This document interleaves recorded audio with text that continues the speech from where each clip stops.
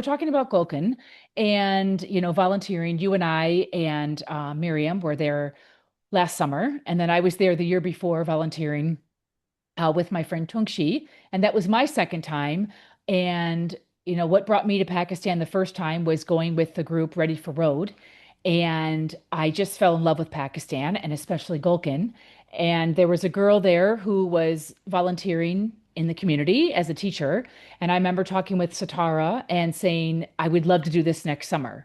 And so we kept in touch. And then my friend Tungshi, who used to work with me in Oman, she joined me. And we were going to stay maybe 3 weeks. And we ended up staying 5 weeks because we just loved it so much. And then you and I, we met with through Doug when we went on a trip with him to Iraq. And then you went with Doug to Pakistan. So tell me more about that, your experience, your first experience in Pakistan. Yeah, Pakistan was very cool for me. Like I'm from Norway, and we have a lot of mountains, but our mountains are tiny.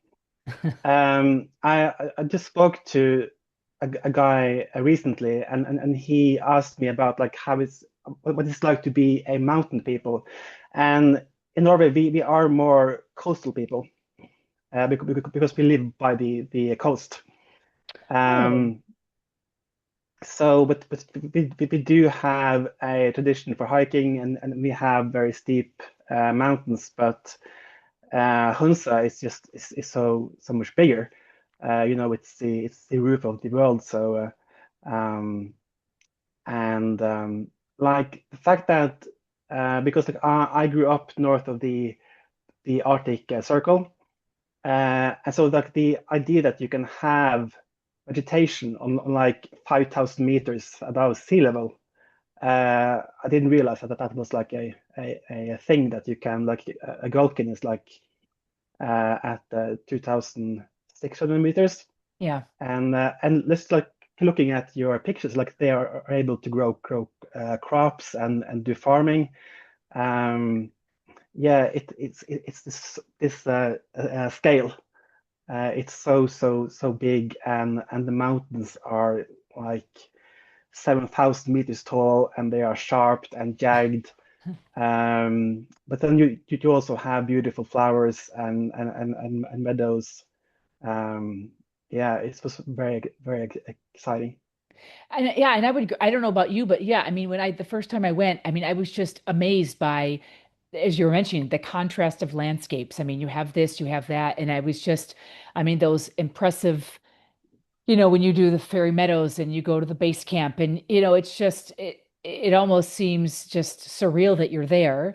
And then I think, like you just mentioned with Gulkin, it's also just another surprising place because it does have everything. It does have the apricots and cherries. And I've never been in the fall, but I've seen pictures and fall looks beautiful. Then they've got this beautiful winter and it's just not what I expected. And it was just such the first time I went was just wow, wow, wow, wow.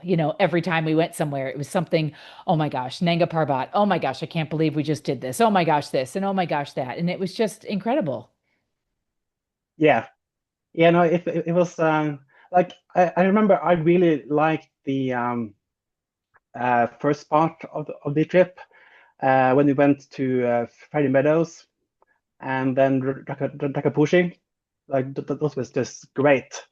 And then for the second half, we did less hiking. We were just more driving, and that's when we had the Gulkin as a base. And I would have so loved to have spent more time in Gulkin because it was such an interesting place. And that was when you learned that I was coming back the following summer to volunteer, right? Or that summer I was going to come volunteer. Yeah, and that's kind of a bit of a coincidence because like I asked Sitara about you, and that was just like small talk. Like I had no idea that you were coming back, I think, to teach. Yeah. So I just asked her if she remembered the Erin from last year, and she did, and she told me that you were coming back, and that got me very curious. And so I got in touch with you, and I got reports about your stay here, and then you asked me if I wanted to come back next year. So last year, and I really wanted to go, but like the idea of taking like 5 weeks off to go all the way to Pakistan was just not doable. Because like just going to Pakistan from Norway is in itself like a fortune. So I was like, yeah, I can do it, but just if you can do it during the summer. Yeah. And that worked out, and so I came. Yeah, it really worked out. And tell us, I didn't even ask you in the beginning, tell us a little bit about your background with your Yeah, teaching. yeah. So I'm a teacher in Norway. Live in a small municipality called Gjemnes, in the center of a fjord, and I teach students from 12 to 16, and I teach them Norwegian, English. I try to teach German and social science and religion. Well, you've got an extensive background with all of your many hats that you wear for all of your studies. And I think, it was great, as you say, it was great that it all worked out, that you can come in the summer. And then Miriam, who joined us, she's unfortunately not able to join us today, but it just all worked out that the three of us came. And it was nice too, because I know the three of us talked ahead of time and kind of had a few ideas of kind of what we would be doing. And then I know that we kind of planned ahead of time about a couple things to take with us and then kind of go from there once we arrive. So I think, with your background, it really helped. And it was just great that it worked out that, we could teach different levels when we were in Ghulkin and then also do different things. And I know that some of the cool stuff that you did with them, the Fresh Prince of Bel-Air is what stands out from when Yeah, you taught the kids. That was just such a great experience, like watching you with the kids learning that song. yeah, that was fun. That comes from me teaching The Hate You Give back here in Norway, and my students who are like you know teenagers from Norway, they don't get the references in the book. So I taught them the song first, and then I found the same book in the library in Ghulkin, and then just decided to teach the song to them as well. And of course, they haven't seen the show either. Yeah, but also I think, songs can be such a fun way to learn a language. And, Yeah. I think, and you could tell they were just having so much fun with it. And so I think that was, I mean, we're going to talk about this in a second, just probably so many memories that stand out in your mind. But, um, I think it was just, for me, Ghulkin is just this, as I mentioned earlier, it's just something special about Ghulkin, the community, just the people and their way of life and just how wonderful, kind, hospitable, and how eager the students are in all the schools because, we had a chance to volunteer at all three schools at NKMA, the community school, DJ school, and the government school. So I think that also was just a kind of a nice blend overall of being able to go to different schools and having different experiences. Mm. Yeah, and like I just want to point out that when before we went, I was not confident at all. Really? Because like no, no, no, and I think I said so as well because like I'm used to first having a lot of resources. Like I teach with a smart board. The students have laptops. We have plenty of paper, and also when you teach normally like you teach according to a plan, so there is a progression. Um, and so like the idea of teaching different classes for 3 weeks with like no clear plan and not the resources that I'm used to was a bit daunting. But it just turned out that the students were very, very easy. And yeah, it wasn't nearly as difficult as I had perhaps thought. The homestay at Satara and Raymond Homestay, is just fantastic. I think that's also an experience in itself. So, what was your experience now that you've been at the homestay two times now? What can you tell everybody about it? Well, I mean, like the first time I went with a big group, and we all slept together in the living room, and we didn't have a lot of time there. Um, so, like I said, I would have loved to spend more time. The second time, it was very nice. We very quickly, I mean, like you had been there a lot before, so like we were very quickly adopted as members of the family, and we were hanging out in the kitchen, and sometimes there would be other guests coming in. Sometimes it was just us. But it was like it's a very nice place to hang out, relax, talk to the kids. Satara and Harema are quite busy, but uh, yeah, no, it was a very nice place to go back to and relax after teaching. Yeah, it is great. And it's also fun that, the kids also come to our classes, so it was always good to have Aliza and Nadir come to the afternoon class. And I know that Rafia was busy, but it was also fun to kind of hang out with her as well, even back home in the kitchen, when they were prepping for food or we tried to help or just talking about our day. So that's always fun also. Yeah, Alisa was the first person I met in the Ghulkin, because when I arrived there in 2024, uh, the kids were doing some kind of sports event with an American group, and we stopped with our bus and we're kind of just like watching. And then Melissa was like, I think 13 that year, came over and offered to show us the village. And I did a short recording with Elisa that evening where I asked her about the village and school because I wanted to show my students back home. And I remember asking her what her least favorite thing about school was. And she looked at me like I was stupid, like it was an insane question to ask. I can just see her Uh, face, you asking that. I can just see her face right now. Yeah. yeah, like she has like really big eyes and just like stares at me. No, she was great, and she talked about how her favorite book back then was a storybook by Malala, about the growing up and the Taliban coming. So I got a very good first impression of Gulkin by meeting Elisa.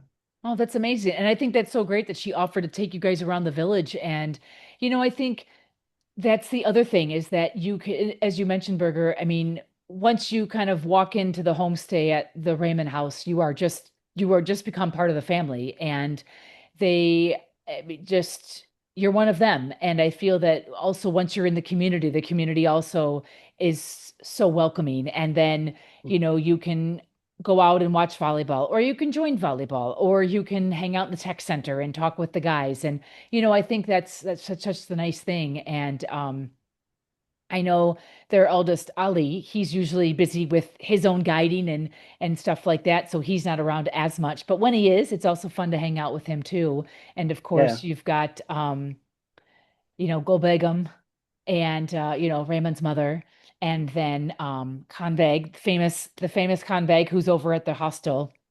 And it's always just yeah, nice to interact just with the family, the Raymonds, and then also in the village as well. So um I, before I left, I bought some apricot oil and some mulberry jam, which I just finished the apricot oil. And I thought, oh, it's good that I'm going back in July because I need some more apricot oil, which is just, hmm, something else that, I've been able to go to one of the factories there in Gulmet, the next one over, the next town over, and go watch them make the apricot oil. So it's just all these mixes of interactions and seeing how things are done. And sometimes I would go with Golbegum to the farm, and it just everything, just to kind of see how their day-to-day life is, you know. So that's another opportunity for volunteering. Now, since this was your second time, and as you mentioned, the first time you went, right, you just stayed what, a couple nights, right, and didn't get Yeah. a long, I mean, not a long time to, you know, to see the village. So what would you, you know, tell people who maybe are thinking of visiting Gulkin? And then we'll talk more about the teaching experience in itself in just a second. So what would you say? Ghulkin is a place you will want to spend some time. So that's like an issue if you're going, like, because when our first both our first times were on a guided tour, Yeah. and those tend to be quite busy. Yeah. But but the Ghulkin is a place that you would want to stay for a few days. And I think, I mean, it can be a bit daunting to travel to Pakistan. Like, getting around isn't always that straightforward. But I think it's easier than people might think. And we met, like, when we were there last year. There was not a single tour group, but there were a lot of people traveling by themselves or in pairs Yeah. that came. So it's very doable, I think, to travel by yourself, and you can hire local guides for hiking. Yeah.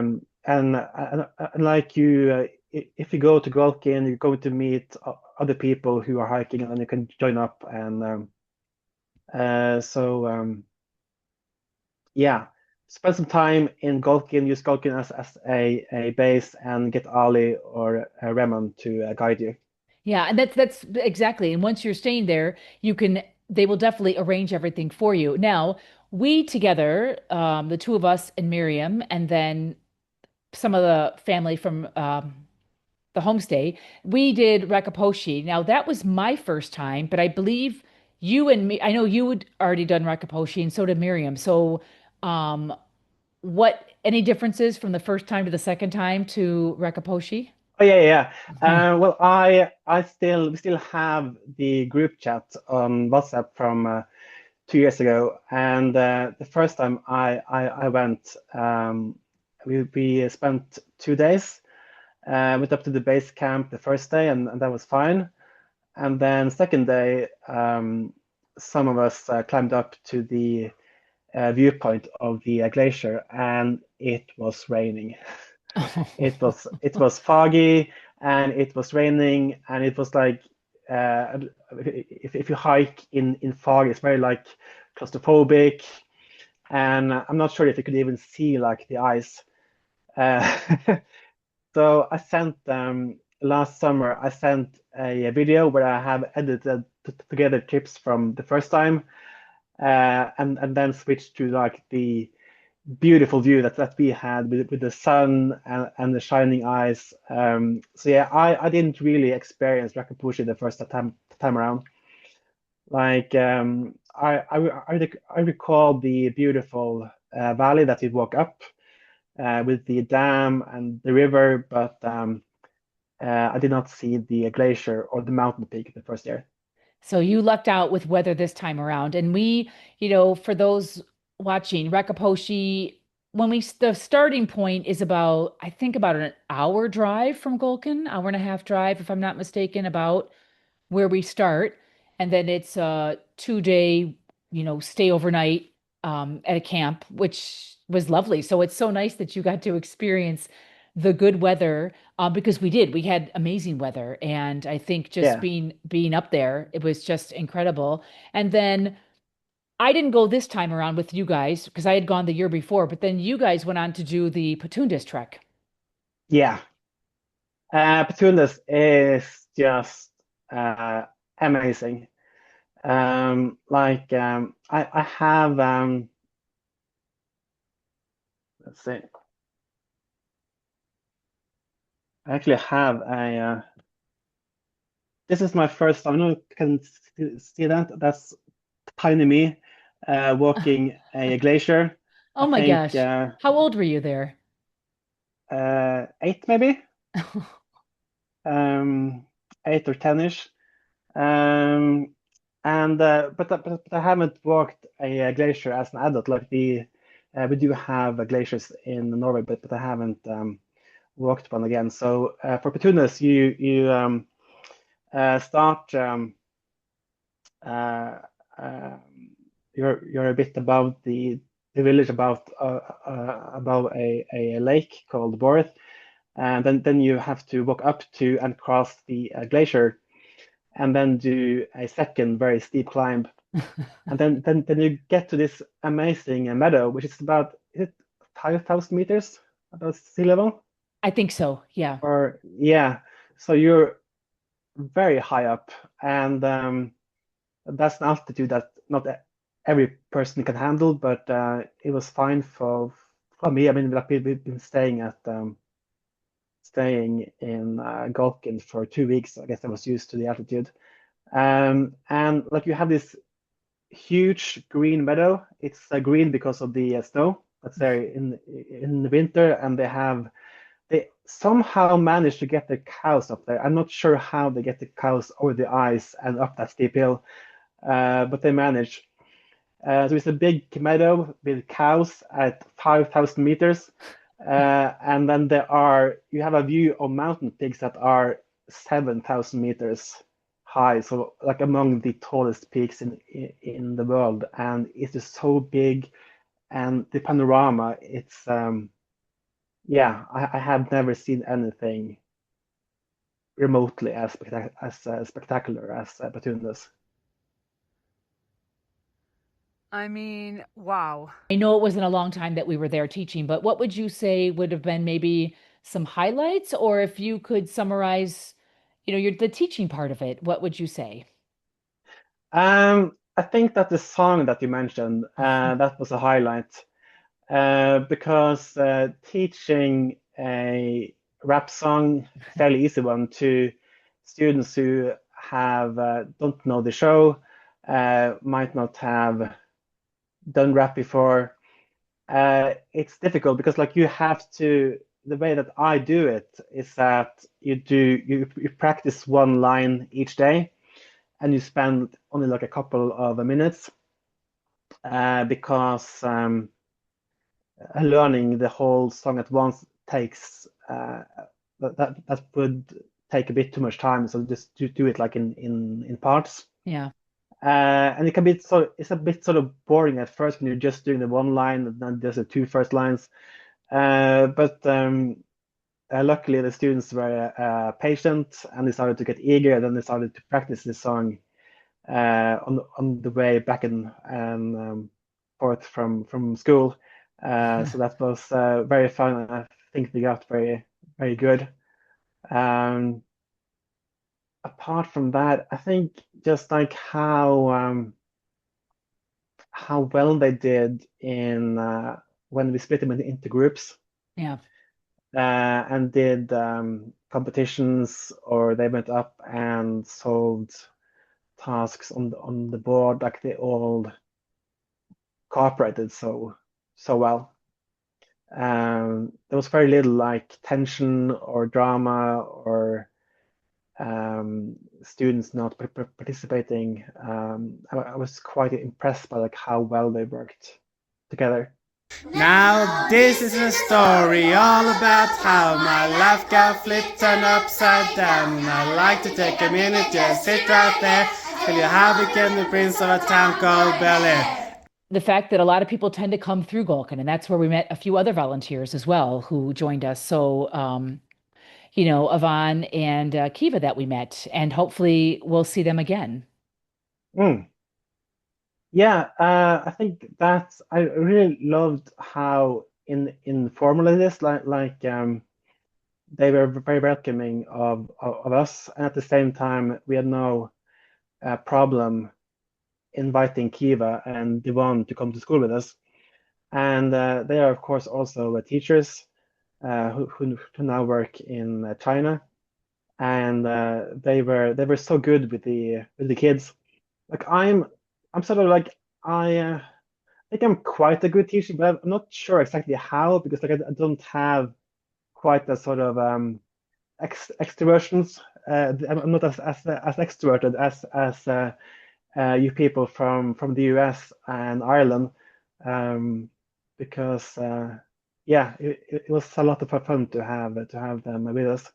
Yeah, but no, I think you're a great teacher, Berger. Honestly, like I think, regardless, and that definitely the students definitely have, respect you. And I think, what you bring to the table in terms of, as you said, you would rather have taught like some of the older groups, which, worked out really well than I went to the younger ones. But no, I think it's great. And I think, yeah, also, Ivan and Kiva with their experience too. It was just great to watch them interact, and they were so good with the kids. And that's Yeah, also, a nice way to again just get ideas from other teachers. And as you said, I mean, the schools were so welcoming to have them join us, and they were just there, for a short time, but hopefully, yeah, they have plans to come back as well. But it's just nice that again, welcoming, and yes, come, join us. And it's really great how the community welcomes you, the students welcome you, the teachers welcome you, and they're open to ideas. So I think we all just, and even, Miriam joining us as well. And it was just great, to just have more people come and have people just kind of connect. Because I felt that, all of us connected, and it was just, a really great experience. And I think even just, sometimes watching volleyball. And I think, speaking of volleyball, it was kind of nice and fun at the end of our trip, how there was that big volleyball tournament.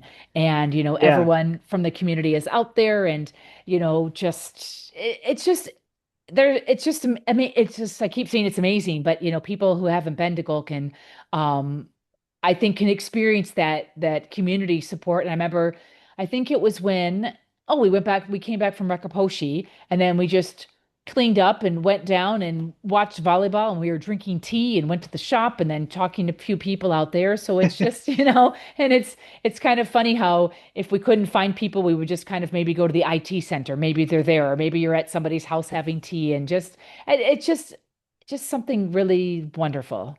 And I know yeah. yeah. I recall us being served tea at the volleyball game, and then Miriam in her beautiful white trousers got hit by the ball and the tea spilled all over her. Ah, yes. I also remember that. It was like, oh, sorry. Yeah. Yeah, yeah. Those balls came fast. Thank you so much for talking with me. As I said, I know we should have done this when we were all together in Pakistan and Gulkin, but I don't know, at the time wasn't really thinking about it. So I appreciate you just coming on now to share your experiences. It's been great. Erin, thank you for inviting me. Like I would never have done anything like this if you hadn't asked me. So I'm very grateful, and we had a great time both in Pakistan and in Iraq as well.